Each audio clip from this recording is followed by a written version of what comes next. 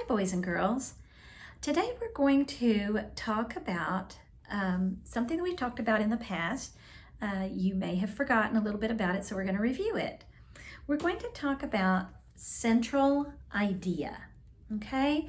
When we read a story, or it doesn't even have to be a made-up story, it could be something true, we need to think about what is this text that we're reading mostly about. What is its central idea?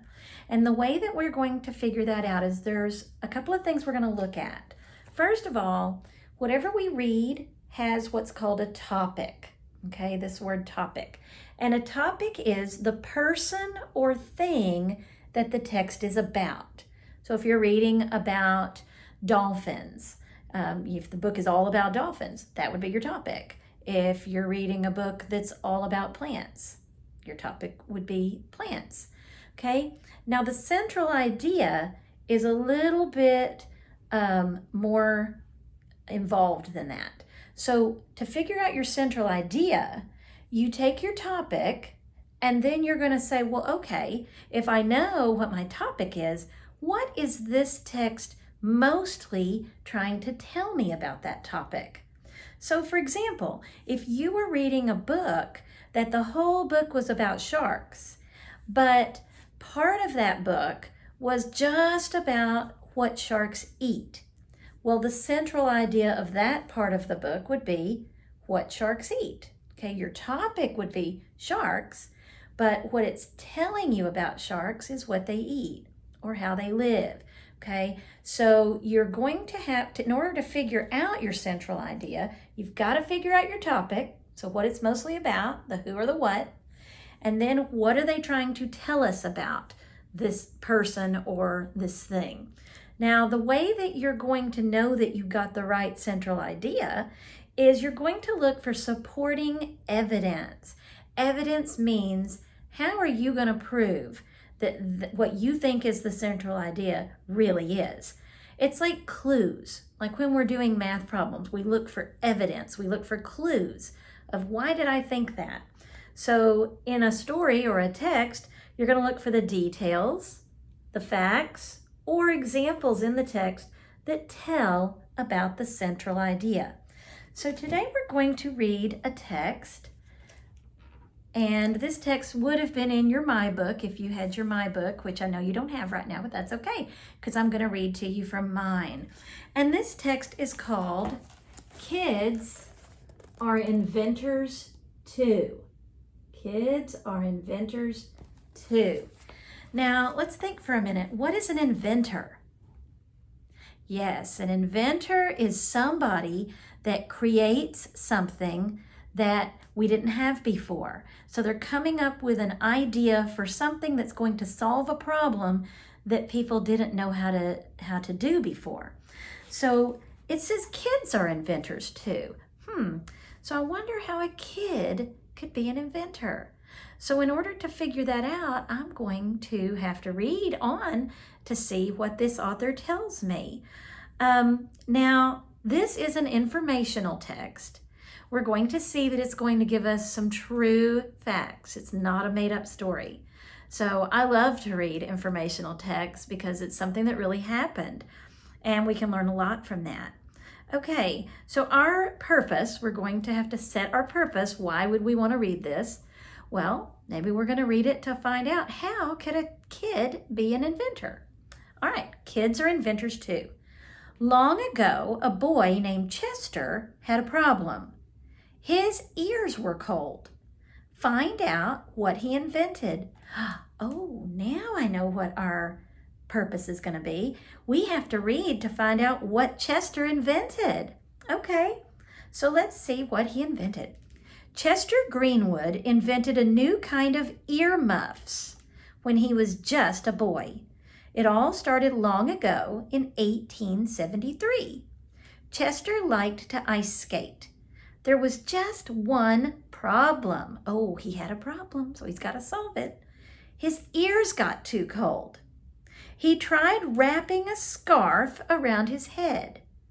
It was too itchy. That's when he got a great idea. Now I'm going to show you a photograph here of Chester. There he is. Now he's certainly not a kid anymore in that picture, is he? No, he's grown there. But he had a problem that he had to solve. And that's what inventors do. There's a problem and they have to solve it, so they have to create something to solve that problem. Let's see what he did. First, he tried the scarf. Didn't work. I'm skipping a part. Let me jump back. Chester bent some metal wire to make a headband with 2 loops. Next, he asked his grandmother to sew soft fur onto each loop. Then Chester put his new invention on his head. His ears stayed warm. Chester's earmuffs worked. Today, people still wear earmuffs to stay warm. And then there's a picture here of Chester, his great-grandson, later on, wearing some old earmuffs that were invented by Chester. So I'm going to show you that picture. So this is probably the kind of earmuffs that you've seen right here, like this little girl has on. These that this man is wearing, that's the kind of earmuffs that Chester invented. So sometimes people invent something and then they make more improvements, and later on they're even better. So let's think, I'm dropping my things here. Let's think for a minute about what our topic was. What was our topic here? Yes, if you said that the topic was about a person named Chester, then you were right. The topic is who or what is this text about? And this text was all about this boy named Chester Greenwood. So I'm going to turn my camera here, and I have a little graphic organizer here, anchor chart. And I'm going to write that our topic, the who or the what, was Chester Greenwood, because that whole thing was about him, okay? Now, what was the most important thing that it taught us about Chester? That's right, that Chester had to solve the problem of his ears being cold, so he invented earmuffs. So I'm going to write, he invented earmuffs to solve a problem. Okay, now our supporting evidence. How do we know that this text was about him inventing the earmuffs to solve his problem? Well, let's think back to some of the things it said. It said he liked to ice skate, but there was just one problem. His ears got too cold.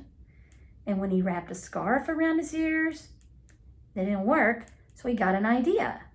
Okay, so some of our evidence is that his ears were cold,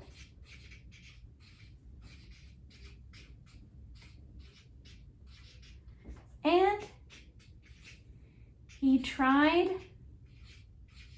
making something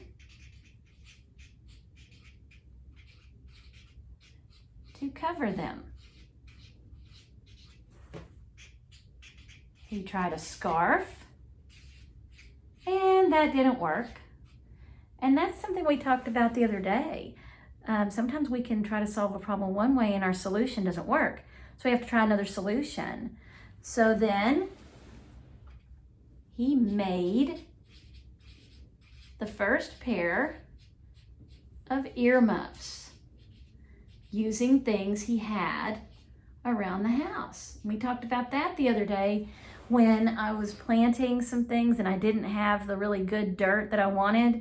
And I said, well, I'm going to use what I have, and I'm going to use my coffee grounds to help put some vitamins in the soil. Same thing here. Chester was our person that this story was about. The central idea was that he invented earmuffs to solve his problem. He was an inventor as a kid, because remember it said he was a little boy when that happened. And our supporting evidence was when it told about the time that his ears were cold. He tried a scarf, it was too itchy, so he went to his grandmother and he had her help him sew something, and he made the first pair of earmuffs.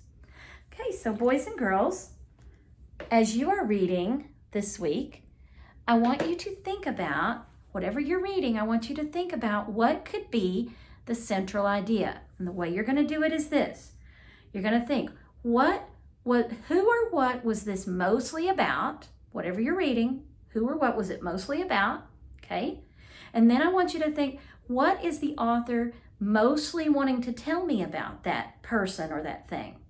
And that is going to be your central idea. So boys and girls, I hope you enjoyed this lesson about central idea and enjoy your reading this week. And I look forward to seeing you next time. Bye.